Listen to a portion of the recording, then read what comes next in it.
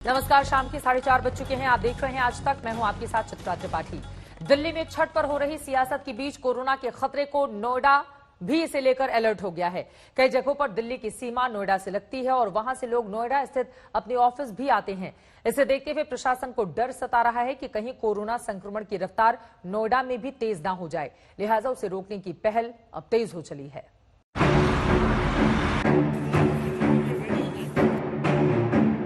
दिल्ली ने डराया तो नोएडा का भी पसीना छूटने लगा।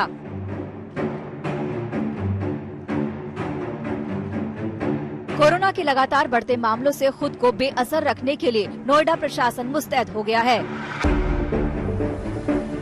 डीएनडी पर प्रशासन की मुस्तैदी की ये तस्वीर उसी कवायद का हिस्सा है। दिल्ली में कोरोना के मामले जैसे ही बेकाबू हुए, नोएडा बॉर्डर पर मुस्तैदी बढ़ा दी गई है। दिल्ली से नोएडा आने वालों का आज से रैंडम टेस्ट शुरू हो गया है। डीएनडी हो या दिल्ली से लगी कोई और सीमा, जिन जगहों से भी राजधानी से आवाजाही की सुविधा है, वहां नोएडा की मेडिकल टीम ने सुबह से ही दस्तक दे दी है और जांच शुरू हो गई। टेस्टिंग किस तरीके से की जा रही है? गाड़ियां आ रही हैं, गाड़ियों को रोका जा रहा है, खास तौर पर उन गाड़ियों को जिसमें 2 से ज्यादा लोग एक साथ चल रहे हैं। उन लोगों को यहां पर लाया जाता है जहां पर बैठी है टीम, जो मेडिकल टीम है। वो टीम यहां पर तमाम प्रोटोकॉल का पालन करते हुए सारी चीजें, सारी जानकारी वो लेती है और उसके बाद यहां पर सैंपल लिया जाता है। किस तरीके से आप लोग सैंपलिंग कर रही हैं? यहाँ पे सर है ना, कोविड की रैपिड एंटीजन कार्ड टेस्ट हो रही है। नेजल से सैंपल लिया जाता है। इसका रिजल्ट इसका 15 मिनट में आ जाता है। दिल्ली से नोएडा हर दिन हजारों लोगों का आना जाना होता है। क्रॉस बॉर्डर संक्रमण की आशंका को देखते हुए नोएडा प्रशासन ने नया एक्शन प्लान तैयार किया है। नोएडा से सटे सभी बॉर्डर पर रैंडम टेस्टिंग की जा रही है। डीएनडी और चिल्ला इलाके में टीम तैनात कर दी गई है, जो आसपास के इलाकों में आने जाने वाले लोगों का रैंडम सैंपल लेगी। जिन इलाकों में एक से ज्यादा कोरोना संक्रमित होंगे, उस इलाके को माइक्रो कंटेनमेंट जोन में तब्दील किया जाएगा। टारगेट सैंपलिंग का भी प्लान तैयार किया गया है, जिसके तहत डिलीवरी बॉय, दुकानदार और रिक्शा चालक जैसे लोगों के टेस्ट होंगे। नोएडा में मौजूद सभी संस्थानों को दिशा निर्देश दिए गए हैं कि लोगों पर नजर रखें, लक्षण वाले मरीजों की पहचान जल्द सुनिश्चित करें और इलाज की व्यवस्था करें। जो टारगेट ग्रुप्स, किसी दिन रिक्शा चलाने वाले, किसी दिन डिलीवरी बॉयज की, किसी दिन ब्यूटी पार्लर्स की, किसी दिन दुकानदारों की, जहां लोगों की आवागमन रहती है, तो उन सारे लोगों की भी सैंपलिंग करने से एक आइडिया भी लगती है कि कहाँ कहाँ संक्रमण है, और जो संक्रमण है उसको आइसोलेट करने के लिए भी ये मददगार होगी। फैसले के मुताबिक दिल्ली से आने वालों पर रोक नहीं। नोएडा प्रशासन उनमें से कुछ लोगों की रैंडम सैंपलिंग कर रहा है, यानी चुनिंदा लोगों की जांच की जा रही है, एंटीजन टेस्ट किए जा रहे हैं। तो कोई दिल्ली का रहने वाला है, वो पॉजिटिव पाया जाता है डॉक्टर ओहरी, तो क्या उसके लिए व्यवस्था है? आप क्या प्रशासन से वहाँ संपर्क में हैं? सर, वो दिल्ली जाएगा और दिल्ली ही भेजा जाएगा। वहाँ पर जाके होम आइसोलेशन या जैसा भी उसकी कंडीशन रेफर करेगी वो काम। तो क्या वहाँ के प्रशासन से आपने संपर्क किया है, या एक कोऑर्डिनेटेड है, या आपने अपनी तरफ से? कोऑर्डिनेटेड है, हमारी तरफ से है, ये कोऑर्डिनेटेड भी है। कोई एसडीएम साहब हमारे यहाँ यही है और प्रशासन से भी संबंध रख रहे हैं वो। एहतियात के तौर पर उठाए गए ये कदम जरूरी इसीलिए भी है क्योंकि त्योहार के दिनों में लोगों की आवाजाही और बढ़ी है। इस समय नोएडा में 1200 से ज्यादा एक्टिव केस है। रैंडम सैंपलिंग के जरिए प्रशासन की कोशिश है कि ज्यादा जांच कर संकट को किसी तरह से बढ़ने से रोका जाए। नोएडा से तनुश्री पांडे, भूपेंद्र चौधरी और कुणाल कुमार के साथ ब्यूरो रिपोर्ट आज तक। दिल्ली का खतरा नोएडा को डरा रहा है, तो दिल्लीवासी भी इस संकट से उबरने के लिए जुटे हुए हैं। अभी केजरीवाल सरकार ने एक दिन पहले ही कई बड़े फैसले किए। केजरीवाल ने तो यहां तक कह दिया कि अगर जरूरत पड़ी तो आंशिक लॉकडाउन लगाया जा सकता है, लेकिन आज स्वास्थ्य मंत्री सत्येंद्र जैन ने अभी लॉकडाउन से इनकार कर दिया।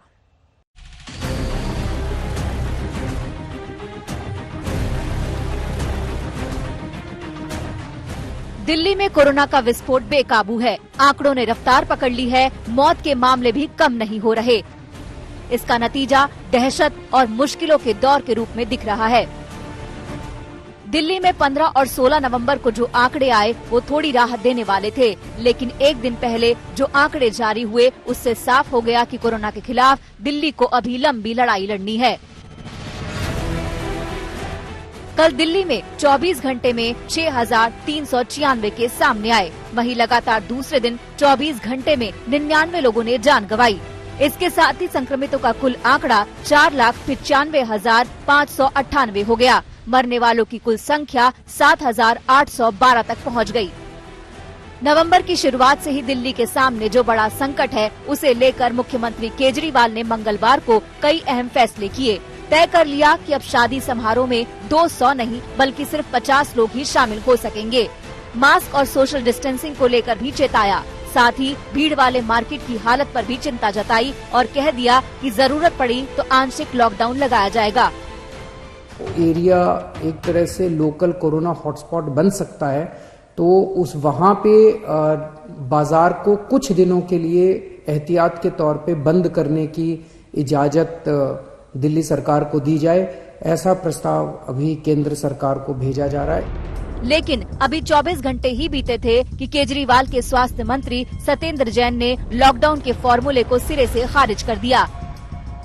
लॉकडाउन बिल्कुल नहीं होगा, लॉकडाउन की कोई आवश्यकता भी नहीं है। आपने देखा था लॉकडाउन जब हुआ था, उसका जो एक्सपीरियंस से जो सीखा हमने, तो उस लॉकडाउन को रिपीट करने का कोई लॉजिक नहीं बनता है। तो देश में सबसे ज्यादा टेस्ट दिल्ली में हो रहे हैं, और कोई राज्य लेके आई जो हमसे आधे भी कर रहा हो, कोई भी लेके आइएगा। अगर किसी ने कहा और आपने मान लिया कि दिल्ली में टेस्ट कम हो रहे हैं, जी नहीं, ऐसा नहीं है। दिल्ली में सबसे ज्यादा टेस्ट हो रहे हैं और भी बढ़ाएंगे।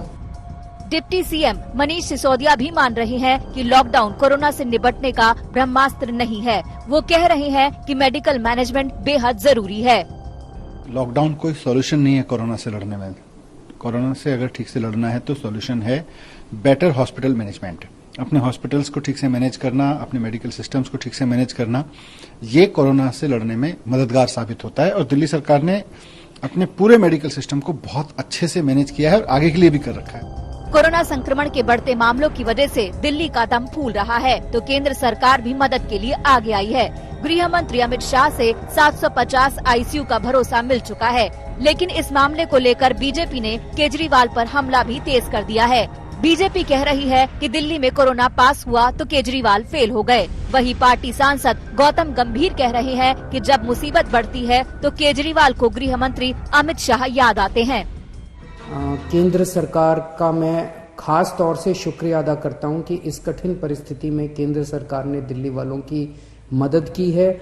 और सबसे बड़ी मदद है कि जो उन्होंने 750 आईसीयू बेड्स और जल्द से जल्द बढ़ाने का उन्होंने आश्वासन दिया है, इससे सबसे ज्यादा हमें लाभ होगा। तभी अरविंद केजरीवाल जी को याद आती है गृह मंत्री जी की, जब पानी सर से ऊपर जा चुका होता है। मई में भी याद आई थी, जब हालत ऐसी हो गई थी कि लोगों के पास हॉस्पिटल में बेड्स अवेलेबल नहीं थे, लोगों के पास कोई तरीका नहीं था कि कहां पर अपना इलाज कराएं। तब भी उनको गृह मंत्री जी की याद आई जब डीआरडीओ ने सबसे बड़ा कोविड सेंटर बनाया। और अब जब फिर पानी सर के ऊपर से गया तो फिर गृह मंत्री जी की याद आ गई। कोरोना की लड़ाई और उस पर जारी सियासत के बीच गृह मंत्रालय ने 10 टीमें गठित की हैं, जो दिल्ली के 100 से ज्यादा प्राइवेट अस्पतालों में जाकर बेहतर मैनेजमेंट के तरीके बताएगी। दिल्ली से जितेंद्र बहादुर सिंह, पंकज जैन और अशोक सिंघल के साथ ब्यूरो रिपोर्ट आज तक। दिल्ली में छठ पूजा को लेकर बीजेपी सांसद मनोज तिवारी ने सीएम केजरीवाल पर निशाना साधा है। हमारे संवाददाता जितेंद्र बहादुर सिंह ने मनोज तिवारी से बातचीत की।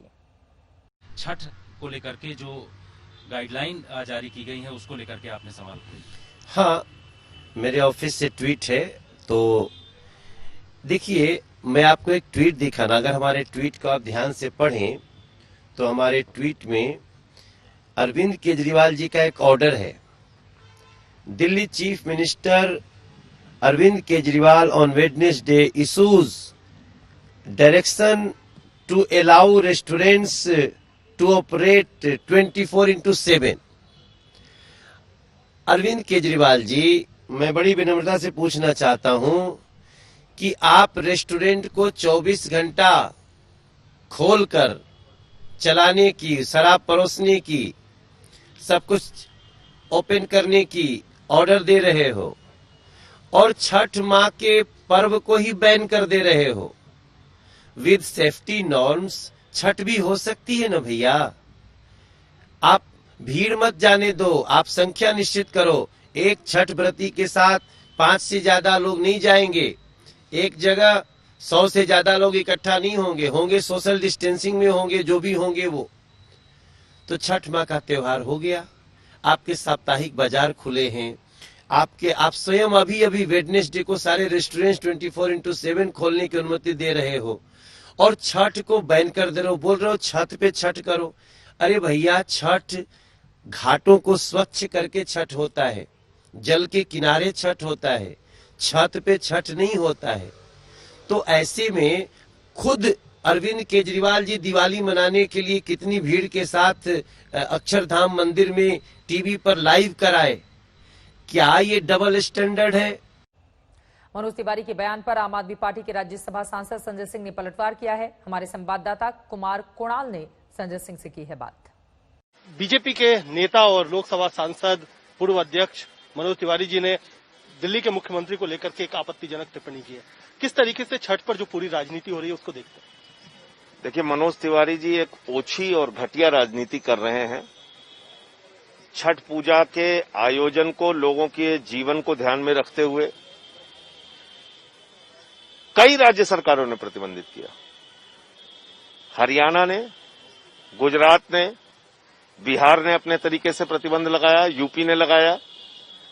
दिल्ली में आप राजनीति कर रहे हैं। मैं तो कहना चाहता हूं मनोज तिवारी जी से, जब पूर्वांचल के लोग आसाम में मारे जाते हैं, भाजपा के शासन में महाराष्ट्र में मारे जाते हैं, गुजरात के अंदर मारे जाते हैं, उस समय आपके मुंह से आवाज क्यों नहीं निकलती?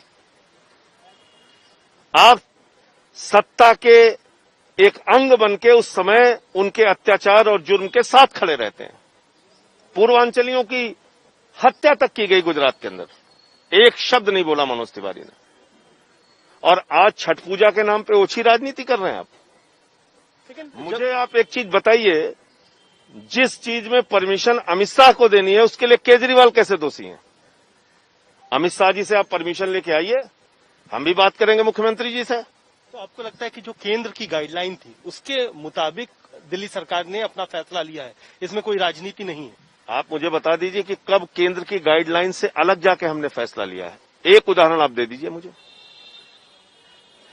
ये कोरोना का एक संकट काल है, इसमें कोऑर्डिनेशन के साथ हम लोग काम कर रहे हैं, लेकिन इनको हर चीज में सिर्फ और सिर्फ राजनीति खोजनी है, ये अच्छी बात नहीं है। कोरोना के बढ़ते आंकड़े यकीनन दिल्ली वालों की मुश्किलें बढ़ा रहे हैं, लेकिन इस पूरे मामले पर सियासत भी जोरों पर है। आरोप प्रत्यारोप का दौर आपने सुना नेताओं को।